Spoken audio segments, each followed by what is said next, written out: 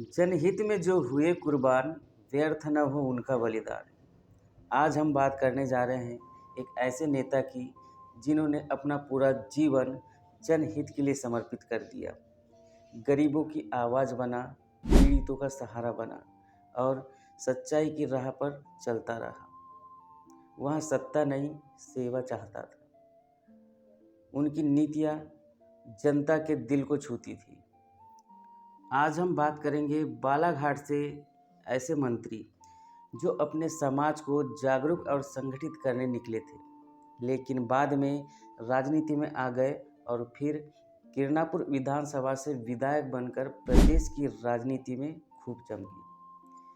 प्रदेश के अलग अलग जगहों में उन्हें अलग अलग नामों से जाना जाता था। वह नेता जिन्होंने प्रदेश में पहला सामाजिक सम्मेलन करवाया, वो मंत्री जो कम सुरक्षा के साथ चलते थे, जिनसे आम आदमी भी आसानी से मिल लेता था। जब कोई कांग्रेस के बड़े नेता बालाघाट पहुंचते थे तो उन्हें याद जरूर करते थे। आज हम बात करेंगे मरार समाज में आने वाले किरणापुर के एक छोटे से गांव सोनपुरी में किसान परिवार में जन्मे स्वर्गीय लिखीराम कावरे जी की। वह खुद तो पढ़ते गए और गोंदिया से बीकॉम किया और बालाघाट से एमकॉम की पढ़ाई की, लेकिन समाज में जागरूकता नहीं थी, लोग पढ़ नहीं रहे थे। इस बात का मलाल उनको हमेशा था, इसलिए अपनी पढ़ाई पूरी करने के बाद वे गांव लौट आए। गांव लौटने के बाद लिखीराम कावरे जी समाज को जागरूक करने अपने क्षेत्र में निकल गए। उन्होंने शिक्षा के लिए लोगों को तो जागरूक किया, लेकिन इसके साथ साथ लोगों को नेतृत्व करने के लिए भी सामने लाने का काम किया। यानी कि समाज में कुछ दर्जन भर से ज़्यादा लोगों को आगे लाकर सरपंच बना दिया। इतना ही नहीं, कुछ लोगों को जनपद पंचायत सदस्य भी बनाने में उनकी अहम भूमिका बताते हैं। सब तरफ लिखीराम कावरे का खूब नाम चलने लगा। लोग अब उनकी बात को मानते भी थे। इसके बाद आता है विधानसभा 1985 का आम चुनाव। आम जनता की मांग पर लिखीराम कावरे जी चुनावी मैदान में निर्दलीय उतर गए। लोगों ने रुपया चंदा करके लिखीराम कावरे जी की मदद की। उनके चाहने वालों ने दिन रात एक करके खूब मेहनत की। जब चुनाव का परिणाम आया तो कावरे जी को भाजपा के भुवनलाल पारधी जी ने करीब 1100 के कम मतों से चुनाव हरा दिया। इस समय कांग्रेस की जमानत जब्त हो गई थी। निर्दलीय चुनाव लड़ने के बावजूद लिखीराम कावरे जी दूसरे नंबर पर रहे। तब लिखीराम कावरे जी पर कांग्रेस और राणा हनुमान सिंह जी की नज़र पड़ी।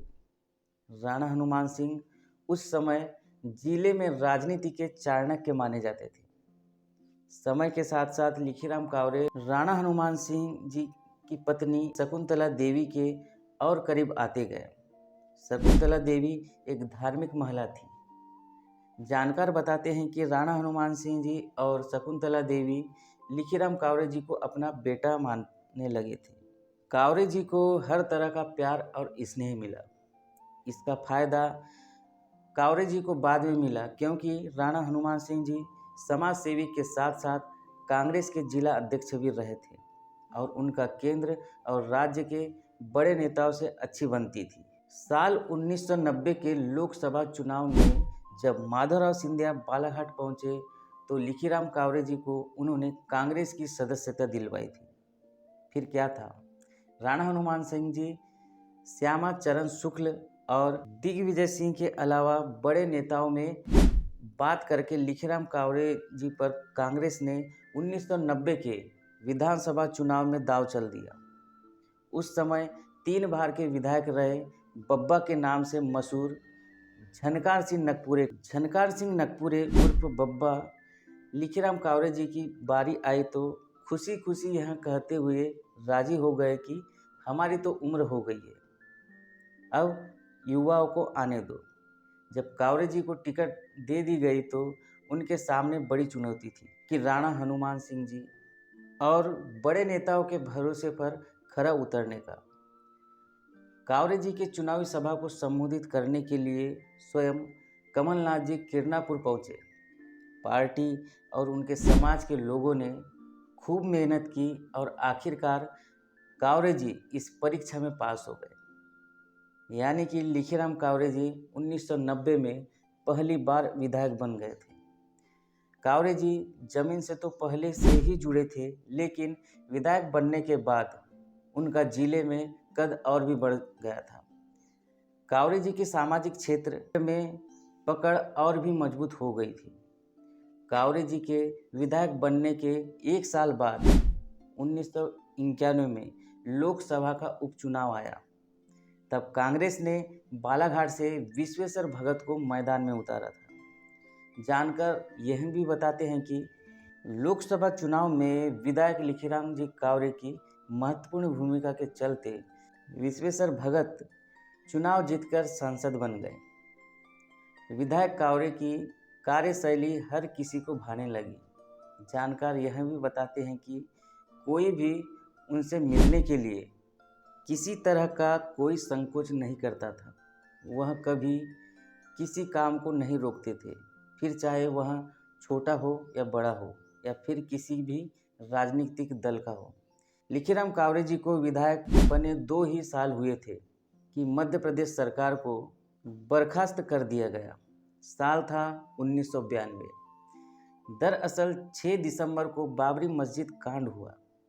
तब केंद्र सरकार ने हिमाचल प्रदेश, राजस्थान, मध्य प्रदेश और उत्तर प्रदेश की सरकार को बर्खास्त कर राष्ट्रपति शासन लगा दिया था। फिर एक साल बाद दिसंबर 1993 में विधानसभा के चुनाव हुए।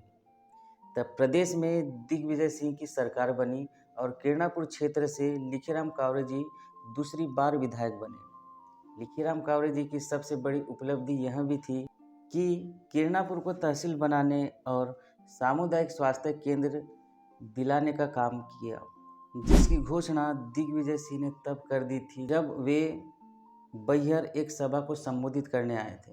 इतना ही नहीं, कावरे जी ने ऐसे कई दर्जनों निर्माण कार्य करवाए जो बनने के बाद लोगों का विश्वास कावरे जी के प्रति और बढ़ गया। कहते हैं कि प्रदेश की राजनीति में दिए गए उनके योगदान को भुलाया नहीं जा सकता, क्योंकि कावरे जी को प्रदेश में अलग अलग नामों से भी जाना जाता है। कावरे जी को कहीं कुशवाहा, कहीं माली, कहीं सैनी तो कहीं काची के नाम से भी जानते थे। इसके पीछे की वजह राजनीतिक पंडित बताते हैं कि उन्होंने प्रदेश का सामाजिक दौरा करके इन समाज के लोगों को एक करने का काम किया था।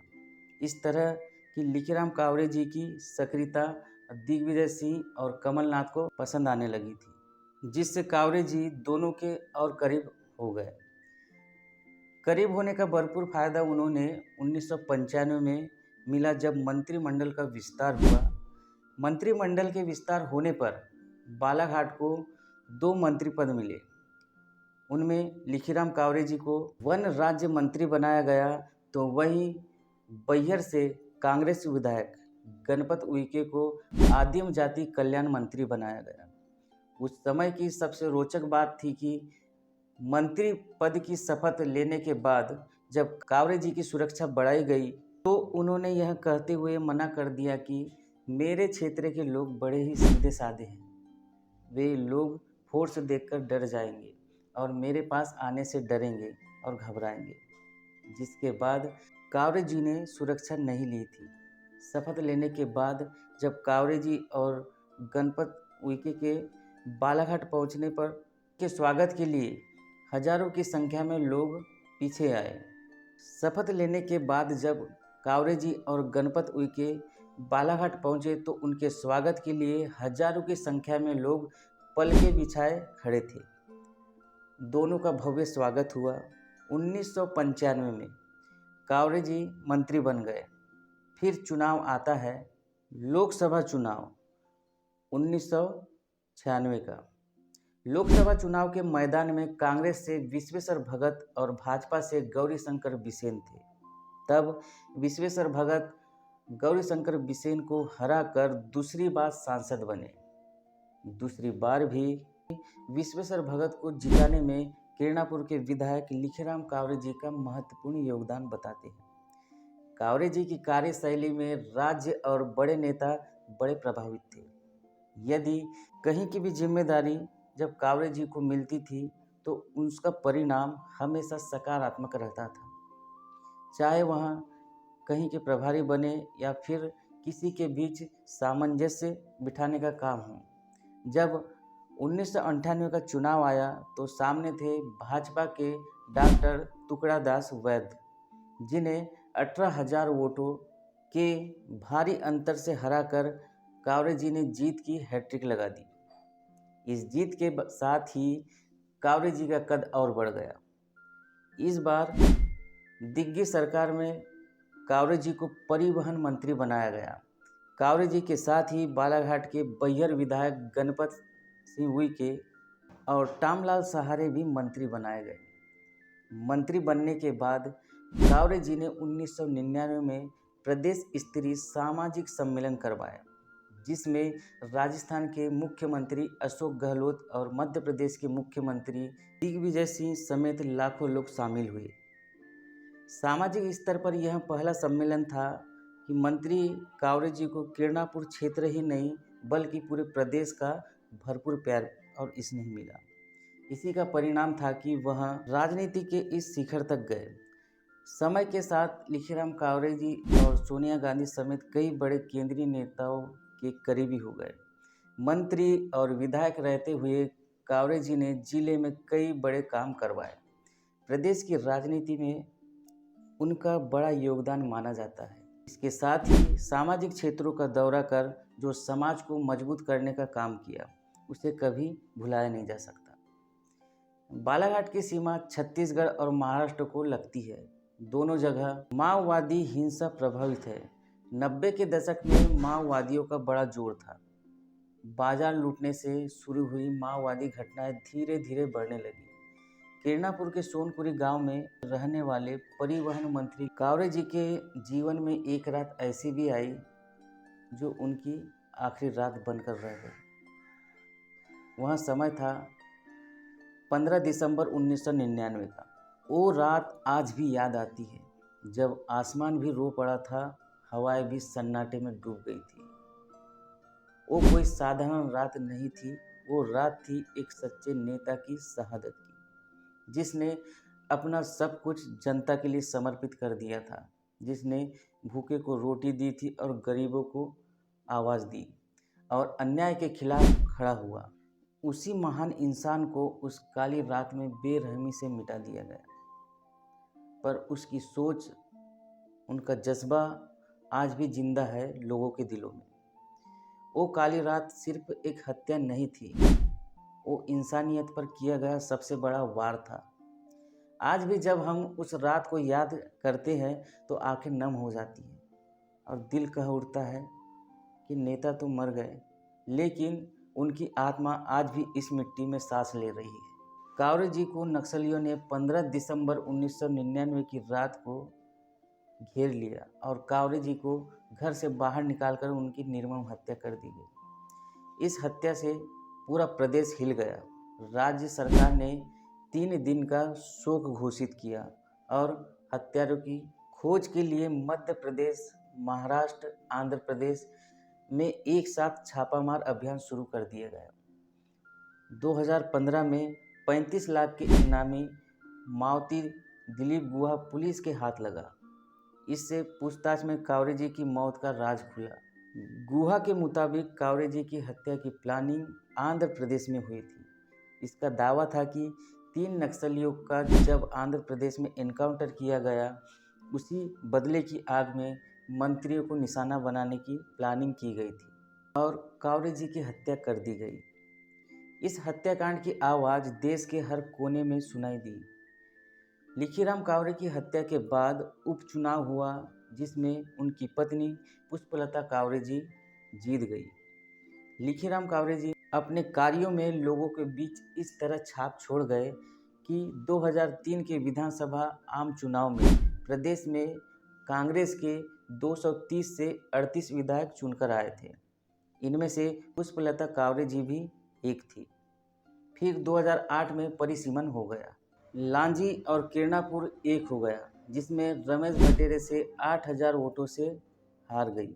ऐसे थे हमारे लिखीराम कावरे जी, जो हर दिल में राज करते हैं और हमारे हर घरों में पूजे जाते हैं। आज के लिए बस इतना ही। ऐसी ही जानकारी पाने के लिए बने रहे हमारे चैनल वैद्यराज एजुकेशन के साथ। धन्यवाद।